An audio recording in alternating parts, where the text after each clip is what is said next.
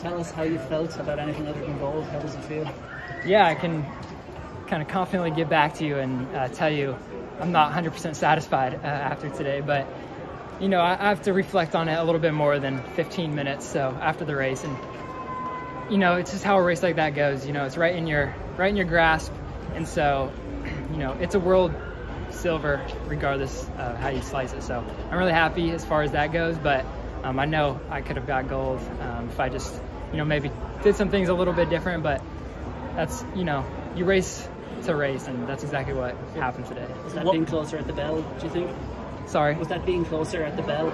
Was that the difference, or like what was you done differently? Probably. You know, the plan was not to leave it till too late to start making up the ground, because, you know, it's a difference closing on some guys when you're running 29s, and then there's a difference when everyone's running 27. You have to run at 26, 25 to, you know, get around that. And, you know, I was back there like in a boxing match. I felt like, you know, I was getting pulled all sorts of directions. So, you know, that was an experience, just that alone. But it's indoor track, and I was ready for that. And I am proud of how I just stayed calm during that. And, you know, I think I can depend on my kick a little bit, and I waited till like the very end to, you know, really, you know, just put the hammer down as much as I could, and I beat everyone except one guy who just, you know, had that little much more at the end. So turning for home, did you think you had it for a bit?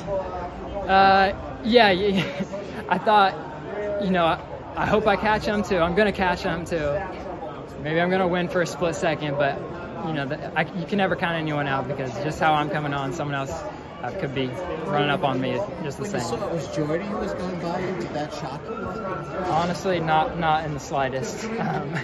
Maybe on paper he's not the 15 guy that everyone's got their eye on, but I feel like me and him are similar runners in a lot of ways, where he always has that extra gear. And in the back of my mind, I knew I couldn't rule him out, and yeah, that's what happened.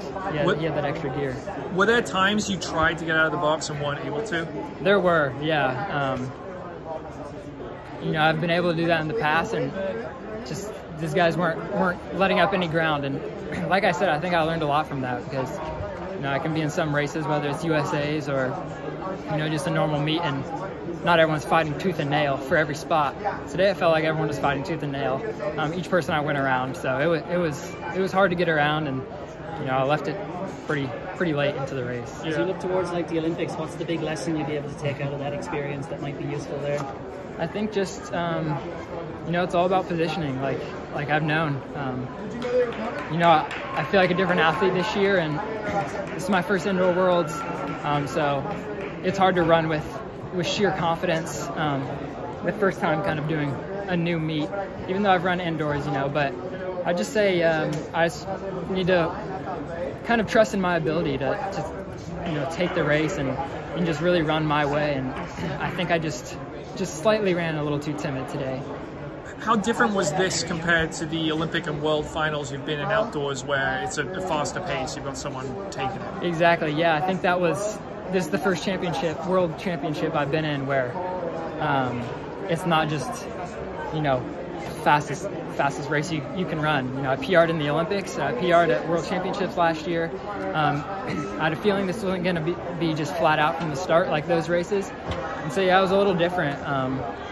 So I think there was, yeah, like a lot to be learned from that. You know, you have to factor in the guys in your race, and yeah, definitely learned from that. In an ideal world, when would you have launched into your kick tonight? Launched my kick? Yeah, when would you have started it? I think I could have probably started winding up 500, 600 out, and you know, kind of get some open air.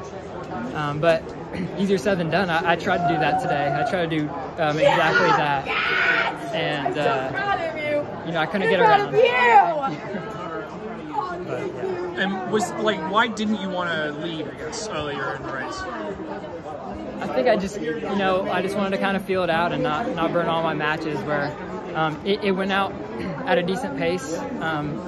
You know, it wasn't crawling at any point, so I was confident in that. And if we kept that pace, then you know, string out a little bit. But it just wasn't quite fast enough to break the field up like that. You got some nasty spike marks on your legs as well. Are they fresh from today, or are they from the rounds? I felt those, each one of those in the race, and yeah, that was frustrating. I just kept getting, like I said, felt like I was in a boxing match back there. And, you know, I didn't let it rattle me really, but definitely, you know, it breaks your stride, and it's all those little adjustments that add up.